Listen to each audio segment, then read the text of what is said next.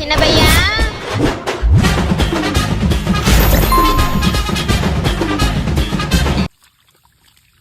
இங்க வந்து நேரா புடுங்க. காலை அந்த பக்கம் தானே இருக்குது.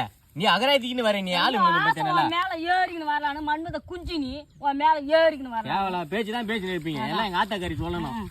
ஆமா கவிதா பெருமழைய வச்சுக்குதா அடிக்கடி கரும்பு தரத்துள்ள போகுது. பெருமழை மட்டும் வச்சுங்கிறா ஊரா தான் வச்சுங்கிறா. என்ன பொறுப்போ இதெல்லாம். நீ கூட அடிக்கடி குப்பை கட்ட பேசுறேன். அப்படியா யாரடா சொன்ன? இன்னொரு வாட்டி சொல்லக்குள்ள போற. பாத்து பாத்து பச்சை புல்லுலாம் பத்திக்கு போகுது. பத்தினி ஆண்டி ஓடி. டேய் லூசு பயலே, ஏன்டா அவகிட்ட போய் வம்பு கிழக்குற? வம்பு கிழிக்கிறான். நாத்து இந்த பக்கம் தான் இருக்குது. அவ லைட்டா எனக்கு லூலு விடுறாம நேரம் இப்படி வர கபடி இதுக்கிட்டு இது பாரதேச நாய. ஆளை பார்த்து விடுற பாரு. ஆள் நல்லா நம்முடு மாரி இருந்தாலும் சூப்பரா நடுவாடா. ஏன்டா நீ வேற அவ பாரு புடுங்கிறதுக்குள்ள பாரு எல்லாம் பயிர் வச்சுங்க பாரு. தெரியுதா இல்லையா? அப்படியே பட்ட ஆளை வைக்கிற வேலைக்கு ஆளு இல்லைன்னு. ஏச்சி ஏந்து போனாயே, நீ தான் இன்னைக்கு எல்லாம் நடுவு நடுற. நடுறாங்க நடுவு.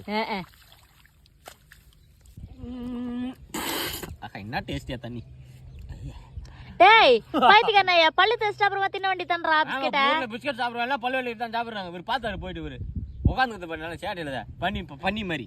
ஐயே நீ மாட்டுக்கு அழகு பார்த்து தின்னு உக்காந்து இருக்காத நாய. மிஷின்காரன் வந்து மிஷின் கொடு கத்தி கிடக்குறான். ரெண்டே துண்டு தான் டப்பு டப்புன்னு நட்டுட்டு அவங்ககிட்ட மிஷினை கொடுத்து விடு. உலகத்தை பார்த்தியாமா?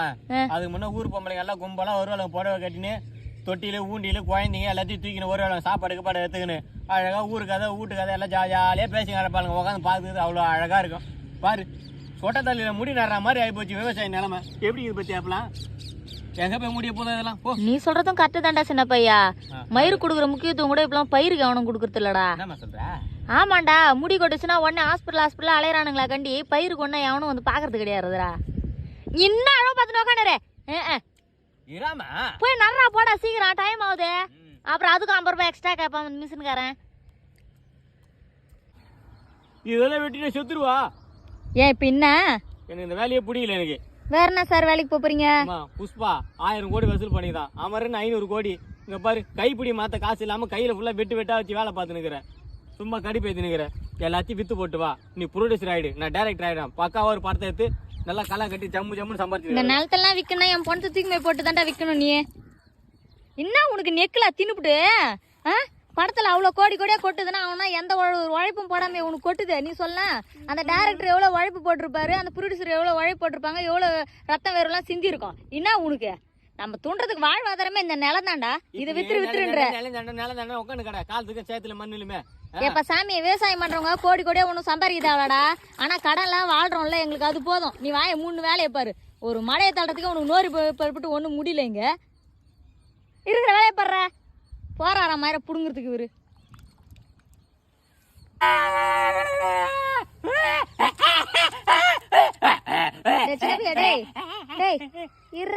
இத பார்த்தா ஒரு பேய் கேட்டது மாதிரி தெரியலடா சின்னபியா. நான் பேச சொல்ல நினைச்சேன். பேய்னா எப்படி இருக்கணும்? நல்லா வெள்ளை போட கட்டின்னு காலில் கொளுத்து போட்டு பெருசா போட்டு வச்சுன்னு தலை முடியல விரிச்சு போட்டு மல்லிப்பூ வச்சுன்னு அப்படி வரணும்.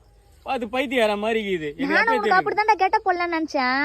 ஆனா இப்பெல்லாம் பேய்க்கு எங்க துணி ஒதுங்கன்னு ஊத்து பாக்குற ஆளுங்க வந்துட்டானுங்கடா.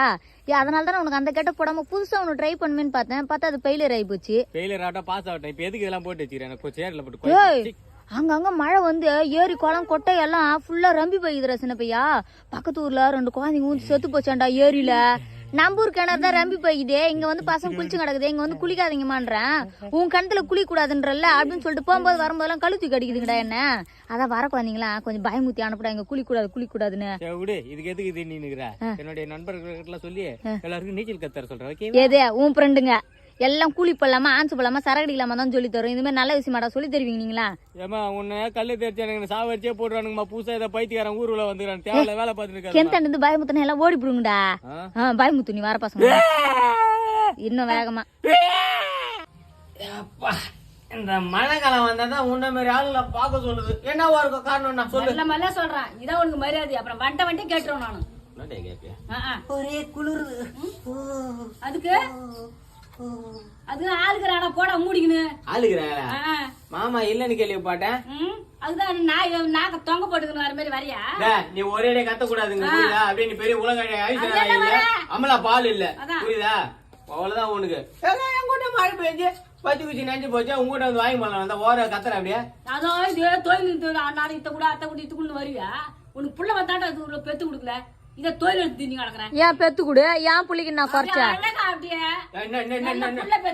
என்ன அழகுல இப்ப பத்துக்குச்சு மேரிக்கிற வச்சு காம்பவுண்ட் ஒத்தி தேடிவாமா டேய் உனக்கு எங்க மூளைக்குதான் இல்லையடா ஏன்டா நீ எப்ப பார்த்தாலும் இவகிட்ட வம்பி தினேக்குறா குட்டி நாய் தோற்ற தோட பக்கட்ட நீ வாடா சின்ன பையன் இவன் நாடா பெத்து கொடுக்க மாட்டேன்றது அடுத்த வருஷம்லாம் உனக்கு அப்படியே அம்மா சூப்பரா பண்ணி வைக்கிறேன்டா வாடா நீ என்னது காரியமா சி கல்யாணம்டா ஏந்து வாடா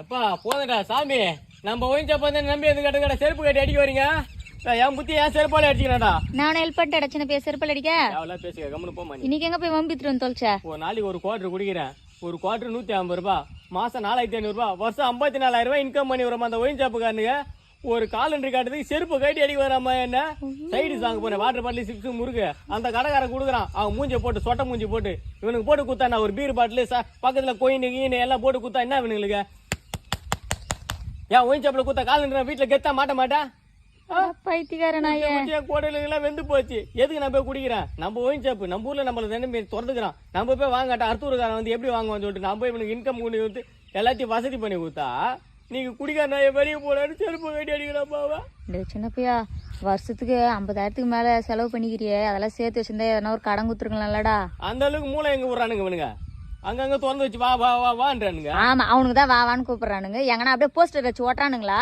இங்க கடை தந்துக்கிறோம் வான்னு நீ ஏன் தேடி தேடி போய் குடிச்சிட்டு வந்துட்டு என்ன அந்த மாதிரி மாப்பூச்சின்னு பார்த்தா இது டே சின்ன பையா உங்க அப்பனுக்கு பதில் நான் உங்ககிட்ட மன்னிப்பு கேட்டுக்கிறேன் சாமி வாடா நேத்து போட்டு அந்த அடி அடிச்சாரு இல்ல உட்காந்து வேடிக்கை தானே பாத்துக்கண்டா சிங்கு சிங்கு சிங்கு சிங்கு சிங்குன்னு அடிக்கிறீங்களா ஜாடா அவருக்கு இப்ப என்கிட்ட உட்காந்து அடிக்கிறியா பார் போய் நேரு பார் எப்போ உனக்கு இந்த வீட்டுக்கு சம்மந்தம் இல்லைன்னு சொன்னியா அப்பயும் அதோட முடிஞ்சு போச்சு என்ன வார்த்தைக்கு எனக்கு தெரியும் எனக்கு தேவையான வீடு நான் கட்டிக்கினேன் நான் வாழ்ந்துக்க நீ கிளம்பினே இருக்கு எது இதுவாடா ஒரு ஃபேன் கதைக்கு எல்லாம் பிச்சுன்னு போடும் பழகுதுடா நாளே நாள் கூரையை வச்சு கட்டிவிட்டு ஓர சீன் போடாதடா நீ மாடி வீட்டுக்கு போனேன் நான் பிறக்கும் போதே நான் மாடி வீட்டுல இருந்து வச்சுட்டாங்க வைப்பேன் போய் நேரு தேவையில்லாத பேசாத அது தவிர வேலைக்கு போறேன் நான் சம்பளம் வாங்கி நான் சுத்தி எனக்கு காம்பவுண்ட் வச்சு வீடு கட்டி நான் மேல கோபுரம் வச்சு ஆர்ச்சில வச்சு வீடு கட்டி எனக்கு தெரியும் நீ கிளம்பு நீ ஏய் அதுக்கு பேர் சமாதிரா நாயே ஓவரா பண்ணாதடா உன்கிட்ட நான் காசு கட்டினா எனக்கு சமாதி கட்டி போறேன் உன்கிட்ட காசு கட்டினா என் சத்துக்கு தான் மாதிரி சமாதி கட்டணும் சாவு கட்டணும் உனக்கு எதுக்கு அதெல்லாம் கிளம்பினே நீ வேலைக்கு போட நான் எங்க வேலைக்கு போத்தேன் நீங்க பேங்க கட்டி வச்சிருக்கீங்களா கம்பெனி எடுத்து வச்சிருக்கீங்க மேனேஜர் வேலை பக்கத்துக்கு ஏ சார் பார்த்தா ஸ்ட்ரைட்டா மேனேஜர் வேலை தான் பாப்பாரா ஏன்டா பெத்து 30 வருஷத்துக்கு மேல ஆகுது ஏன்னா ஒரு வேலை வெட்டிக்கு போடான்னு கேட்டது உனக்கு நட குத்தமா போச்சு கேட்கும் போது யோசிக்கணுமா இல்லையா ஸ்கூல்ல இருக்குதா காலேஜ் இருக்குதா காலேஜ் படிக்கும் போது வேலை இருக்குதா கம்பெனி தான் பாத்துட்டு பேக்கணும் அப்படி பெத்துக்க வேண்டியது அப்புறம் உட்காந்து உயிரை வாங்க வேண்டியது ஏய் உங்க அப்பனை மீறி நான் வந்து கூட்டு போலான்னு வந்துக்கிறேன்டா சின்ன பையா இதே மாதிரி பேசுனா விட்டு கடைச்சு போயினே இருப்பேன் தனியா போயிட்டான் இதுக்கப்புறம் அவரு எதுக்கு புள்ளி அடையா உட்காந்து ஜாலா அடிச்சுட்டு வந்துடலான்னு பாத்துக்கிட்டா ஏச்சி அந்த புத்தில எனக்கு இல்ல சா வச்சு போட்டுருவோம் அப்படியே என போய் நான் பச்சைக்கிளி ஆனதுக்குள்ளே போயினுக்குறா எங்க இருக்கிறாங்க உங்க அப்பா அம்மா எங்க இருக்குது உங்க வீடு எங்க இருக்குது என் வீடு எல்லாம் வெட்டி போட்டு அழிச்சு போட்டு நீங்க வீடு கட்டினீங்க சரி வாழ்ந்துட்டு போன நாய்ங்களேன்னு சொல்லிட்டு மலை மேல போனேன் அங்கேயும் வந்து உடைக்கிறீங்க மலைகள் எல்லாம் வீடு கட்ட கல் இல்லைன்னு சொல்லிட்டு எல்லா மலையும் உடச்சி எடுக்கிறீங்க சரி உங்க சவகாசமே வேணாம்னு சொல்லிட்டு அப்படியே மேல அப்படியே பறந்துனுக்கு வந்து சரி நாலு மக்கப்படுத்தல பாக்கலன்னு சொல்லிட்டு கீழே வந்தா பூச்சி எங்களை வச்சு ஜோசியம் பாக்குறீங்க நான் தெரியாம தான் கேக்குறேன் எங்களை படிச்ச கடவுள் உங்களை படிச்ச கடவுள் ஒண்ணு தானே நான் சீட்டு எடுத்து குத்து ஜோசி எடுத்து பார்த்தா உங்களுக்கு பழிக்கு போய் நீங்க வாழ போறீங்க அறிவு வேணாம் உங்களுக்கு இது கூட பரவாயில்ல இன்னொரு கேங்க என்ன தெரியுமா வந்து குச்சி கூண்டுல வச்சு எங்க நாக்குல தேனை தடவை மிளகா தூள் தடவி தோலை உரிக்குதுங்க நாங்க பேசுறோமா நீங்க உங்களுக்கு 6 அறிவா எங்களுக்கு 6 அறிவா கொஞ்சம் கூட அறிவு வேணா பச்சைக்கிளி பேசுதா உங்களுக்கு சாப்பிட்டே இல்லையாம்மா கேக்குறியா ஏய் நல்ல வேலை ஞாபகப்படுத்தின உன்னை பார்க்கும் போதே எனக்கு சாப்பிடணும் ஒரு ஆசையே வருது ரொம்ப நாள் வாழ விடாம பண்ணீங்க இப்ப வாழ்க்கையை முடிக்கலாம்னு பாக்குறீங்களா